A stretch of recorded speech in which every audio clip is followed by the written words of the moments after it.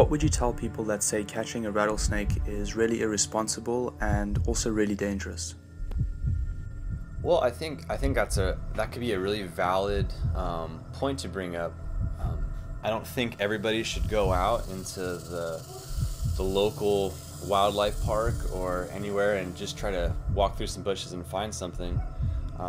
This is something I have a deep interest in, and I have given a lot of time to understanding them and understanding the different species and their habitats, their venom if they are indeed poisonous. So for me, I don't think I would say what I do is stupid or ignorant.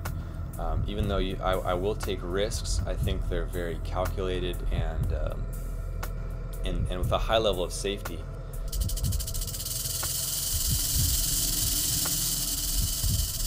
When you come up to a poisonous snake and you want to catch it, what are some of the precautions you would take before even trying to handle that snake?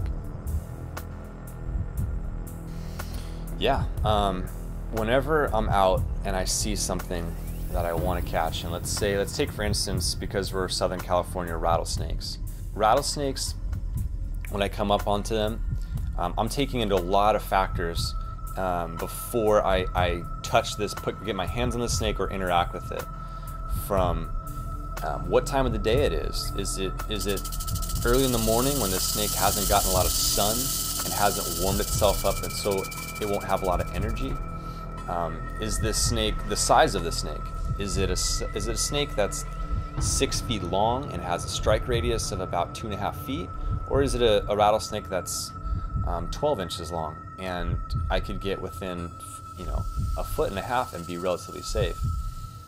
Even within the species of rattlesnakes that we have locally, you have different temperaments that you can find, where the majority of a certain species could be really easily agitated, aggressive, whereas other ones are usually typically more relaxed and not too easily pissed off. So yeah, I'm making a lot of decisions from the species, where it is situated, and the time of day. I mean, I'm looking at a lot of different things before I even touch or interact with a snake. Have you ever had a close call where you just got too close, too quick, and you just had to get out of there? I haven't had too many close calls, and I would consider a close call like a rattlesnake nearly bit me or nicked my boot or something like that. But when I think of a close call, I think of a time when I was walking a thin trail, bushes on both sides. I noticed something on the ground. It wasn't an animal or anything. It was like a metal plaque that was in the ground, and it had a coordinate markings on it. I just kneeled down to look at it, and less than a foot from me was a Southern Pacific rattlesnake that I didn't see, that was perfectly blended in and was motionless. And it just sat there, and I was way within the snake's strike range. If I had put my hand on it, if I'd sat on it, if I'd kneeled on it, I definitely probably would have gotten bitten. And that was once my eyes kind of unfocused, I guess, from what I was looking at, and I noticed the snake. I got a little nervous. I just stood up relatively slowly and took a couple steps back, and I was again outside of its strike range and completely safe.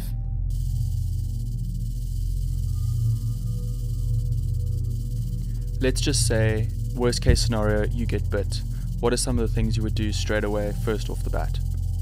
So there's actually been a lot of research done on what's the best steps to take after a bad snake bite. You got hit. It wasn't a dry bite, meaning the snake actually released venom into you. It was an actual full-on bite.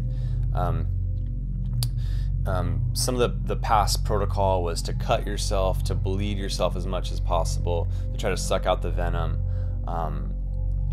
The more recent research has stayed away from that, even though there could be some benefit to it, getting a little bit of the venom out. The best precautions to do, not the best steps to do after getting a bite, is actually do a compression bandage.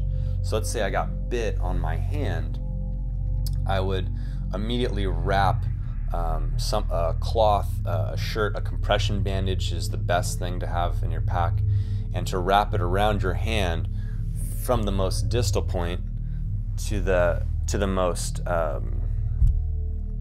farthest away point that the bandage will go.